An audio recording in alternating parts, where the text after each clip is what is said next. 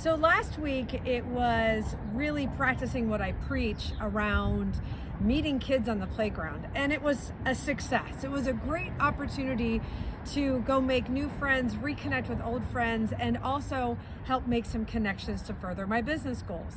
So this week I am doing what is one of my other favorite topics when I do speaking, is around how to make the phone ring. So how do you make the phone ring? I hear a lot of entrepreneurs and real estate agents and loan people say to me, I'm good once the phone rings. So the number one way to make the phone ring is by dialing it out first. So that's what I'm doing this week. I am committed to dialing out the phone a bunch, leaving voicemails, leaving text messages. But I love leaving the voicemail messages because people can hear my tone of voice. And I know a lot of people don't even listen to the voicemails. Fine. But for those people that do, they get to hear my energy. And I know that people do and already have started calling me back and booking appointments from there.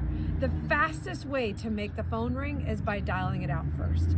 If you are looking for a technology tool that can help support your efforts in making the phone ring, shoot me a message, a DM me, text me, and I'd be happy to answer that question for you. Because today, I'm making the phone ring.